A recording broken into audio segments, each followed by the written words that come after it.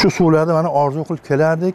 Mana bu yil Xudoga shukr, shu sohaning mutaxassislarining yordami bilan, avvalo prezident farmonlari bilan, byurolari bilan mana shu shunchalik suvlar chiqdi.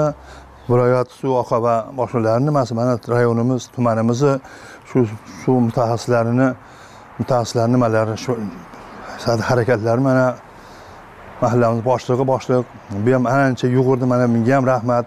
Shunchalik harakat qilib, bashni o'rnatib qo'ygandan keyin ham 2-3 yil qolib ketdi.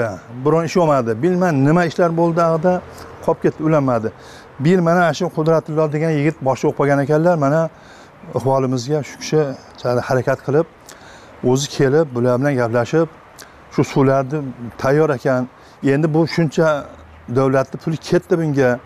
Buni ulaylik, xalq foydalansin shundan degan maqsadlarni qildi, gaplarni qilishdi, mana hammamiz birlashib. Bo'pti deyishi, mana o'shalarda nima ekan bo'lsa hammasini qildik. Mana ko'rib turibsiz, suv oqyapti, chiqyapti, bemalol ichyapmiz mana endi hozir. Qayerdan suv tashigansizlar o'shanda? Suv asosan ash kachkadan ichardik-da mana. Boshqa iloji yo'q. Boshqa iloji yo'q. Ana zakan suvini ichib olmaydi-yu. Ariqdan kelgan suv oldin ichardi, ilgari ichardi biz yoshligimizda.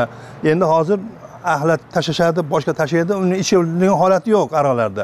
Faqat shu kachkani suvidan ichib kelganmiz, shuncha yilgancha cho'r. Demak, mana shu yerdagilar bu suv toza suv ichimlik chiqishini kutishgan ekanda. Kutganmizki, nihoyatda kutganmiz. Necha yil orzu qildik buni.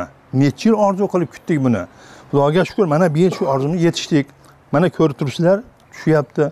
Bemalol ishyapmiz. Mana mahalla hammasi tushirishni boshlashgan. Hozir hech bo'lmasa bir yarim yort mahalla tushirib bo'ldi. Qolgani ham harakat qilishyapti.